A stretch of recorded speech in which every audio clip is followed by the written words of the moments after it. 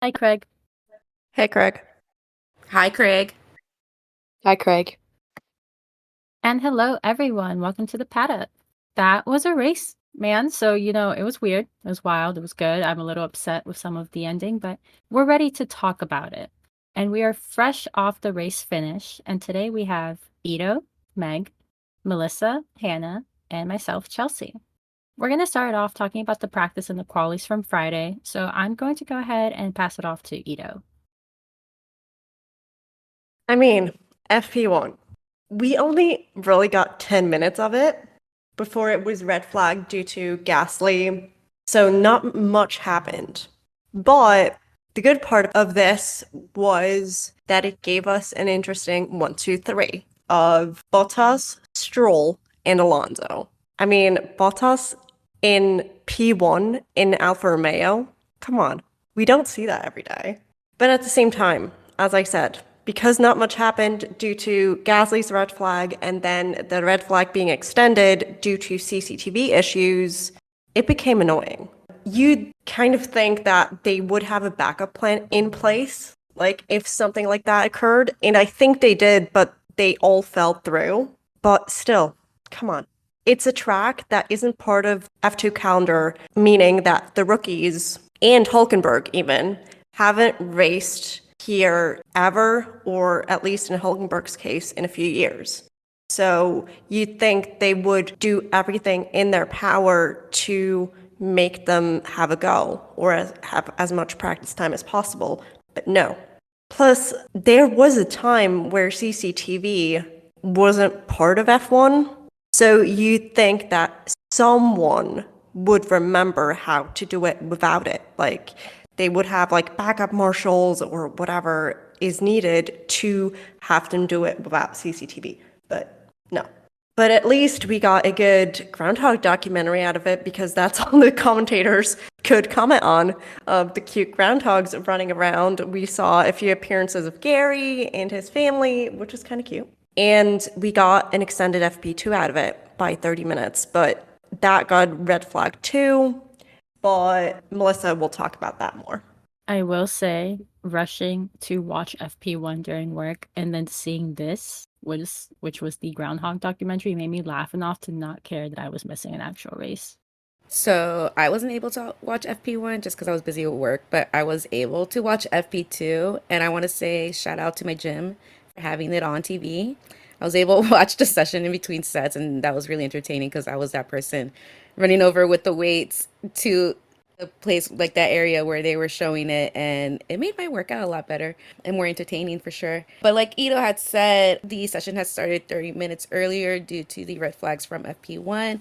It was nice to have that additional time shown. Just, I mean, I like watching cars go by and go really fast, but unfortunately it was another chaotic session. I wouldn't say unfortunately for some teams, but for others, it definitely was. We saw Ping continue to struggle, and ultimately Ocon had to end his session early due to mechanical problems. I remember just at one point doing a set and then looking up and just seeing his car smoking, and I was just like, this is not a good time for him. And then we also saw Nico and the Haas having to end his session early for the same exact reason. And we ended the session with Lewis and P1, followed by George and Carlos, and that was nice to see as a Ferrari and a Mercedes fan, seeing that potential and being like, maybe there's something for this weekend. As for FP3, it was raining the whole session, and we saw Carlos crash out during the session. He lost his front wing, and the back wing was also not looking too pretty afterwards. It was a pretty hard crash, to say the least. When they played the recap, and I heard the sound of his car crashing into the wall, I didn't feel too good after that. But a lot of the drivers during the session in general were going into the grass as kind of a saving point throughout the turns. And we even saw at one point Valtteri holding onto his mirror that was holding on to dear life itself. He was like holding the mirror with like one arm like over and then the steering with the other. How did he do it? I have no idea. I can barely drive with one arm or one hand in my own car. But we ended up with FP3 ending with Max in first, followed by Charles and Fernando. I enjoyed seeing Charles up at the top again, but I know it was just free practice. And unfortunately, during the session, Head Kravitz had mentioned about Charles's special race helmet for this weekend and how they had to sign it in dedication to Gilles Villeneuve. Sorry for any mispronunciation. However, his family weren't too keen about the tribute and disagreed with the design and how many sponsorships were displayed. And Ferrari and Charles had explained and apologized to the family and decided not to use a helmet and go back to his usual helmet that he has been using.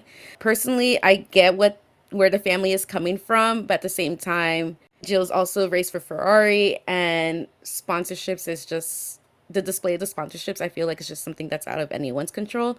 However, we got some good news right before the start of quali, and it appeared that Charles had spoken to the Villeneuve family, in particular to his wife and daughter, and Charles, being Charles, probably was like apologizing and expressing, that was just a tribute and everything.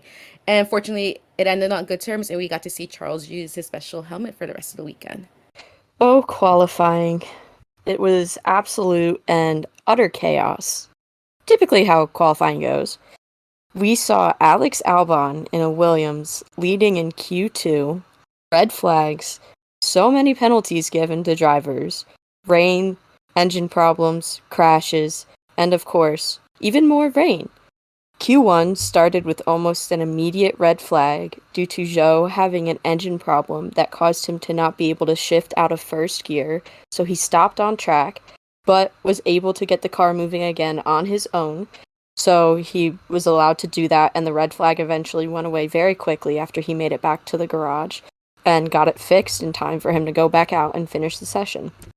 There was a mad dash in Q2 to change from the intermediate tire to the soft since the rain had slowed and the track was drying up, which is where we saw Alex take the lead since Williams has been on fire with their strategy recently. I think it's due to James Vowles coming in with his Mercedes knowledge, but they quickly changed the softs in Alex's tires and got him out there, and he was able to put in some banger and fire laps, which is why he was leading Q2.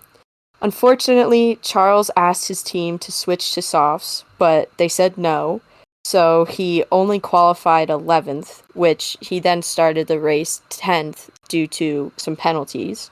Lance almost lost it all in Q2 with a major slide, but he was able to save it.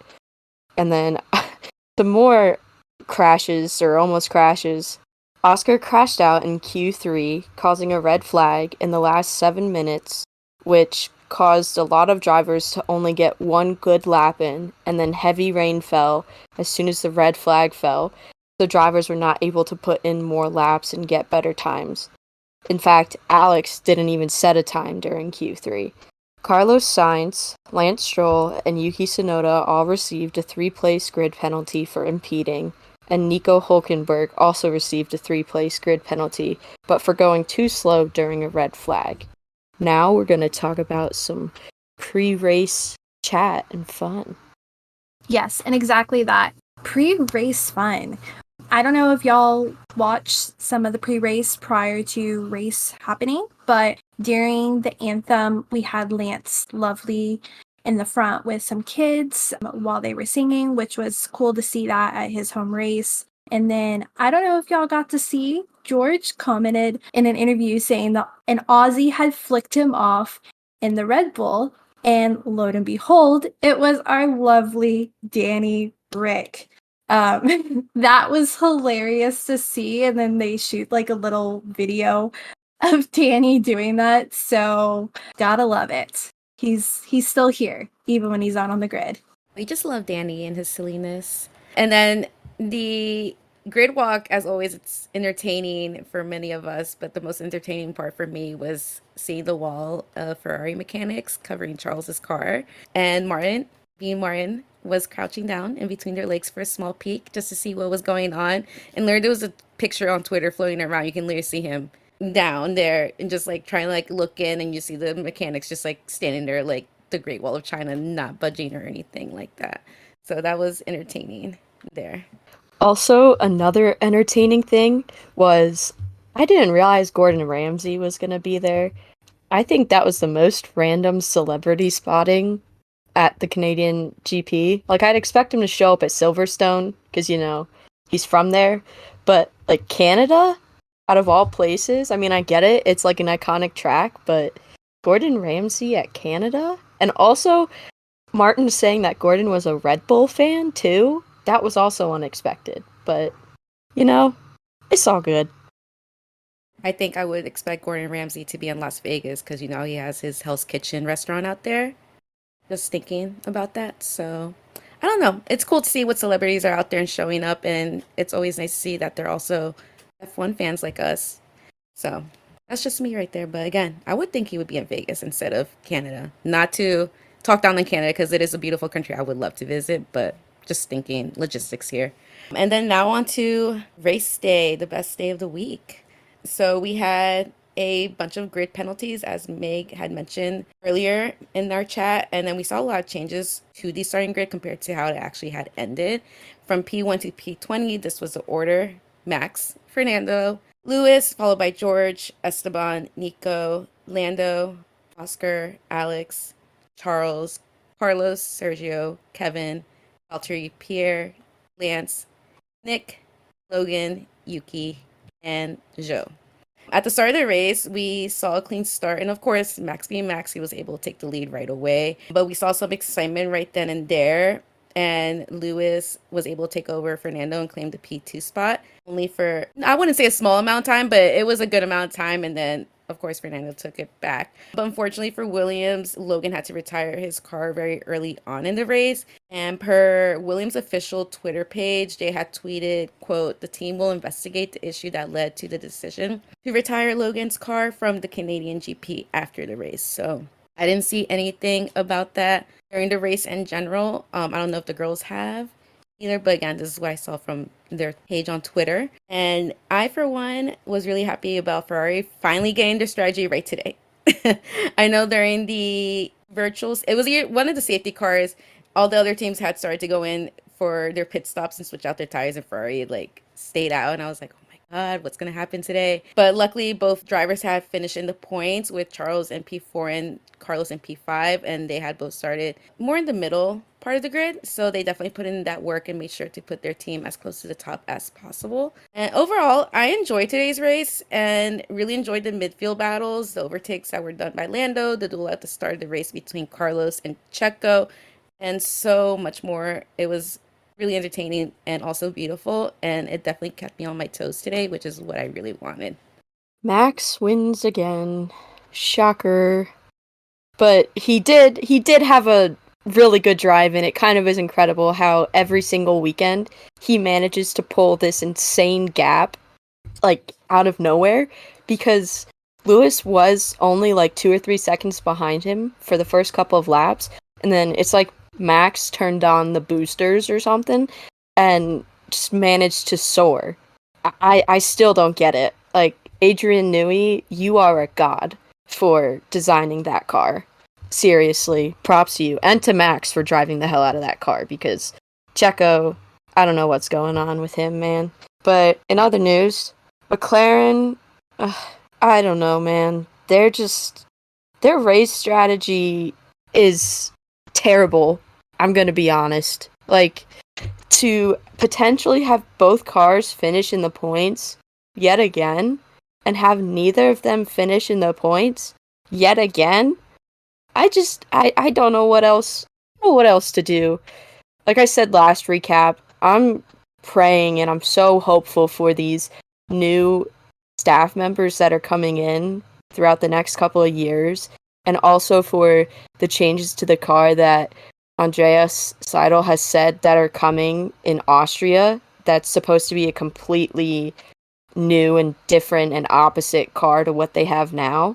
I'm just praying for something good, because that 5-second time penalty, man, I'm still confused as to why that happened, and I still need an explanation as to why that happened, because he lost more than 3 grid places, which is what Carlos got, and he almost killed Pierre yesterday. No shade to Carlos, because I know you love him, Chelsea, but he almost killed some people yesterday, and he only got 3 grid places for it. So, and I get that it's most likely because you can't really give a time penalty during qualifying, and it's kind of hard to give a grid place drop during a race. It's more so the time penalty thing. But Valtteri Bottas did the same thing earlier on in the race, and he didn't get anything for it. So, make it make sense, FIA. Pretty please, make it make sense. And even though that happened, Lando still managed to have some absolutely stellar overtakes throughout the race, even though it was a painful race on his side, but he still managed to have some killer overtakes, and Oscar did too, mind you. They both had some killer overtakes, even though they both finished outside of the points. The worst part of the race for me was when Lando asked over the radio if he had a 5-second gap to anybody, and the pit said no, and he goes, Mega. Like, that's so sad. he's just living and poor guy. And also, Esteban also ran him off of the track at the end. Not that it really mattered in the end, because he was still going to lose grid positions, but Lando was ahead at the apex, so he still could have potentially finished a place higher, and I don't know.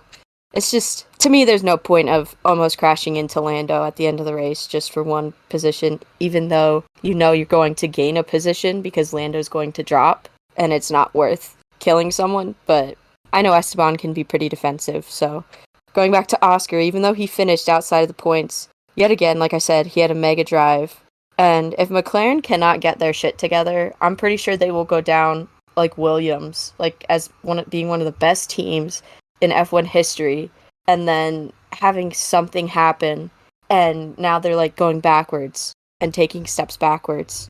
And my man Alex Albon had a day. He had a mega drive and managed to get in the points, and I'm so happy for him. And he's one of my favorite drivers on the grid, so I'm super happy that he had a good race today and how it ended, and also how that man got driver of the day, because it was very well deserved. Honestly, I really enjoyed this race. So I did have to miss 2 of the practice races, and I actually only watched half of quali. It's been a very busy weekend, so I didn't really know who was going to be on the starting grid. I will just say that. And I noticed it was very messy because everyone was just kind of in these random places that I wasn't really expecting. And Max was on his 25th pole position, which no surprise. And the first 10 laps were, I mean, enough to keep me entertained, where I was like, I'm going to watch this whole race. I'm not leaving. And it was great. So Alonso and Hamilton have become my fave rivals to watch lately on the races, because ever since we did that history episode to Alonso, which please listen if you haven't, it was really cool. I've been obsessed with like watching them on the track. Alonso was super aggressive from the start. I mean, we were only, I think, on like lap 9, and he was already trying to push past Hamilton, and he had a plan. So we know Alonso said earlier this week, or it might have been last week, but he said he was not going to finish any more races not on the podium. And respect, because that's exactly what he did today. Now, the fight was tough. I mean, after all, they pitted during George's safety car after he had like a little brush with the wall. Well, not little, he messed up his front wing, but the fight was tough, man. And after all, when they did like the pit stop, Hamilton almost hit Alonso. I mean, honestly, I think Alonso might have been acting a little bit dramatic because the FIA took no action. They were like, that's not a big deal, man. But I love the little drama that is Fernando. And he wasn't the only one. I know that Lando, and actually I'm not sure who it was, but Lando almost hit Alex Albon. That's right. And Albon actually had to brake before he almost hit Norris. So technically, I'm surprised the FIA took no action there either, but maybe because it was so similar to Fernando and they were just like, let's give both of them off. FIA does weird things. Anyway, the fight was really fun to watch, and we had them going back and forth on the fastest lap too, until Alonso, I think, might have been having like a break of shoe, so he pushed off. And I'm not sure when Hamilton mentioned that, but I do remember Hamilton either heard it in the garages, like through his headphone, or he could hear it just following Hamilton. But we saw Alonso come in second, and Hamilton was literally right behind him, and they gave a nice little respectful handshake after the race. So I appreciate it. It was really fun to watch. And I did have some highlights. So Lando and Charles like were fighting, and all I could think about was Charles screaming, "Lando, we can be world champions, but you're in my way."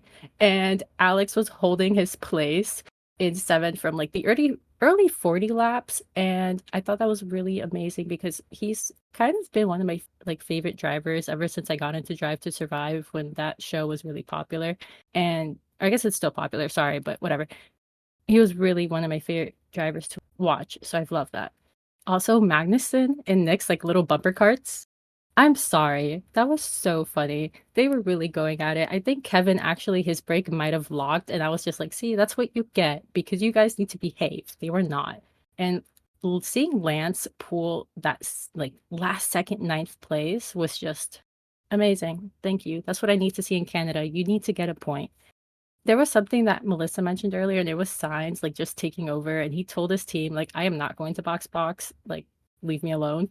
And they finally listened to him, which they need to do more often. And seeing the Ferrari boys, just Charles and Carlos coming fourth and fifth, I was like, I'll take it. This is something I'll take for my Ferrari heart. And speaking of the Ferrari boys, my predictions, I would say, were pretty accurate with the race. Although Carlos did not end up on the podium, he did still manage to stay in the top 5 after being dropped down to 11th place. So, good job, Carlos. Lewis and Fernando did manage to get up on the podium, which I did say in the predictions episode. We could see either of them up there, and both of them got up there. And I know they both love Canada, especially Lewis and the track, so really happy to see him up there. I do wonder, though, what the results would have been if both Ferraris were up at the front from the start. If anything would have shifted or some things would have been changed. Who knows? I also was hoping for a points finish for Alex, and he got it, which I'm so happy. And he managed to get more than 1 point, which is also pretty amazing. So happy for Alex. My predictions for the McLarens did not come true, but I don't know what I was expecting from them. Hopefully, they can score some points in the next couple of races because it does absolutely break my heart that in the Constructors, they are 6th place and even further down in the driver's standings. Do better, McLaren. So my predictions, as Megan's, were pretty close too. If not, I think I got them spot on. I did say that I would want to see Fernando, Lewis, or George up there with Max. But unfortunately, we saw what happened with George, and he had to DNF. But I am pleased with today's results, seeing Fernando in P2 and Lewis in P3. So that was fun. Ferrari, again, got their strategy finally right, and the boys were able to get a good amount of points. So happy Tifosi fan right here.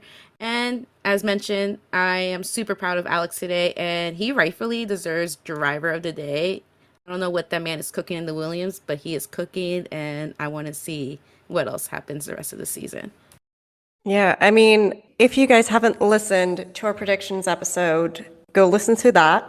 Although it's after a race now, so maybe our predictions episode isn't too good, but we definitely have a good history part in there, so maybe just go listen to that. But in case you haven't listened to the predictions, my prediction was Red Bull 1-2 with George in P3, and surprise, surprise, Max P1. He had that on lock. I mean, it was his 3rd Grand Slam of the season in a row, which is impressive because I think only Sebastian Vettel managed more.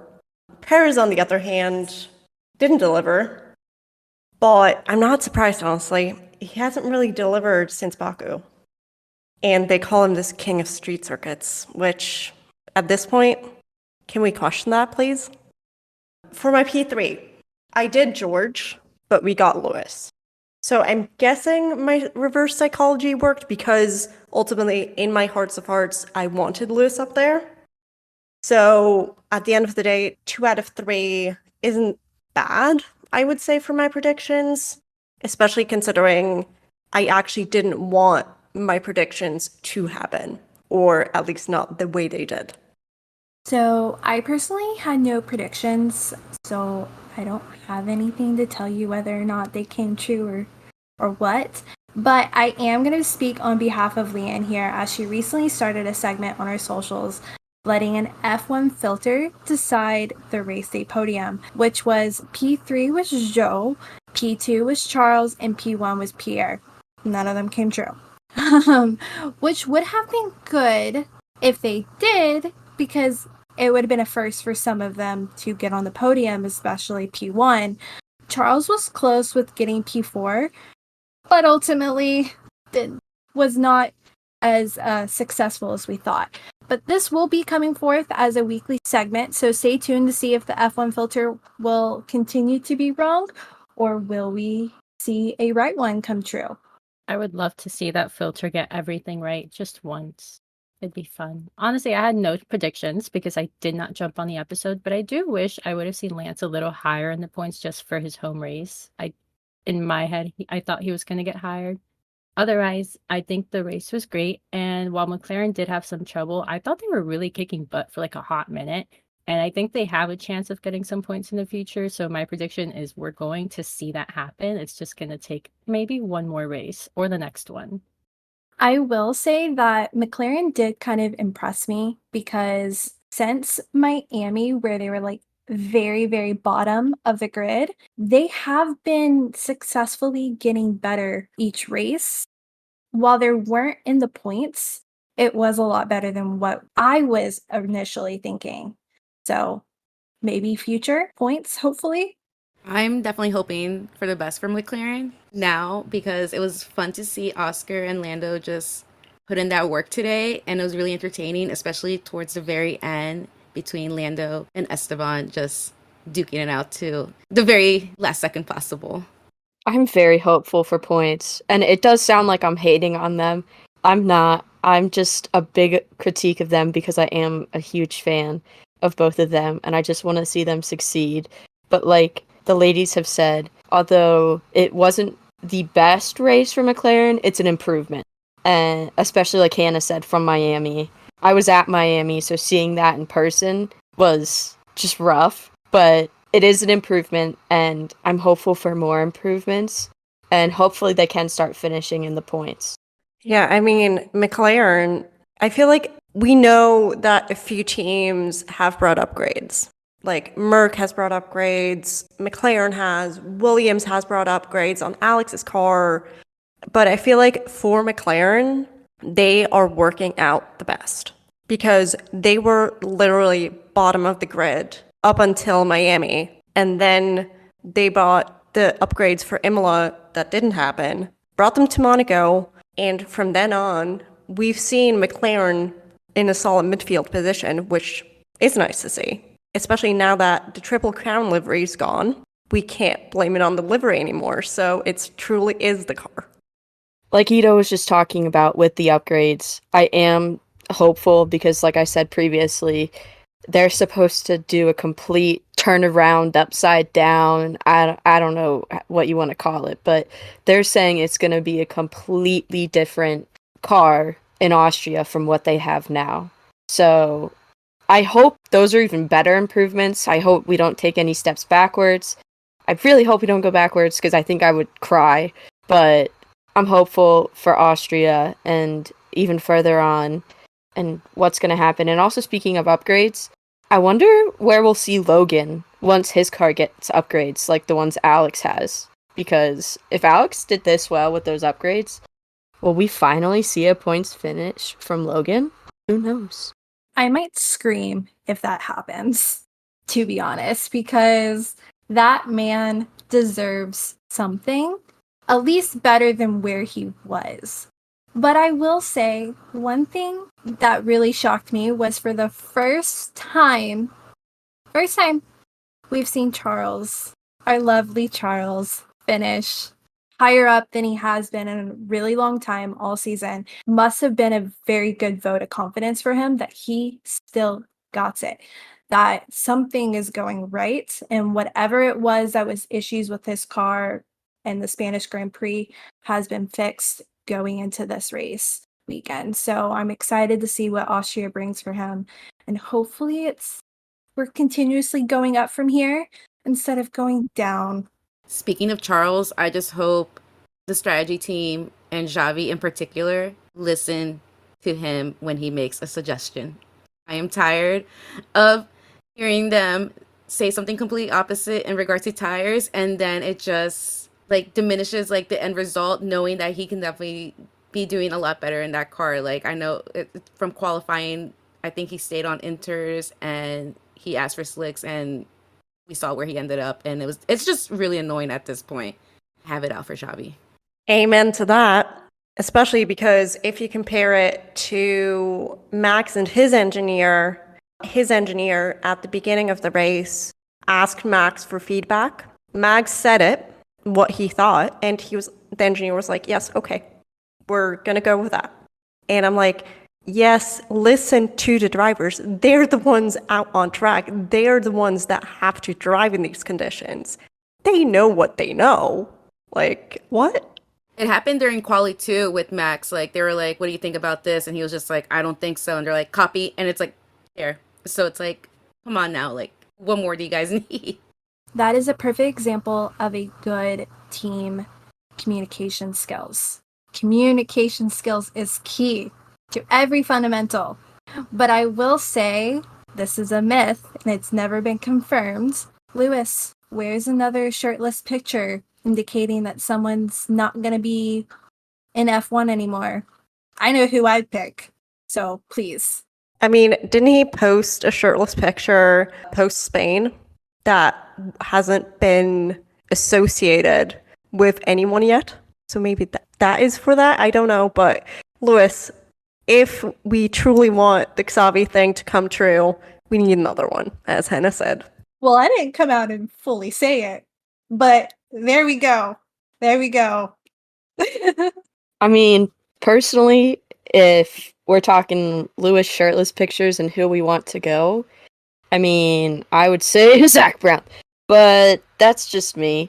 Or if he doesn't go, I'm sorry, Zach, but as a McLaren fan, or if he doesn't go, like, talk to your IndyCar team because they're doing great in IndyCar. Like, Pato's, I'm pretty sure he's 3rd or 4th in the constructors in IndyCar. So, whatever's working there, bring it to F1, man, because they need it. Or what if it was the reverse switcheroo and every time he posted it, something we wanted came true? Like bringing Danny back. I don't know where he would go.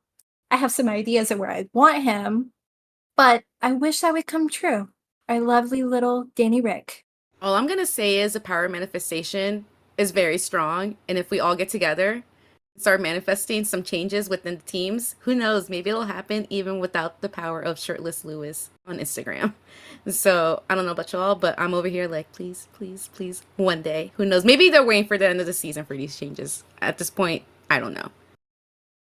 And for moment of the weekend, we got 2 coming out of the Canadian GP. First, we got Max equaling the same amount of wins compared to Senna. And the very exciting part, Red Bull as a whole got their 100th win as a team. So we love that for Max and we love that for Red Bull. And with that, thank you for joining us on today's episode of the Canada Grand Prix recap. What did you think of this year's Canada GP? Reach out to us on social media and let us know. You can find us everywhere as Paddock Girls Podcast, except Twitter. She's a little extra special as Paddock Girls Pod. Thank you so much for joining us in the paddock for another episode. Stay tuned for a few fun episodes coming up as we take another little race break this weekend. Thank you for joining us in the paddock. See you at next race. Bye, Craig. See ya, Craig. Bye, Craig. Bye, Craig. Bye, Craig.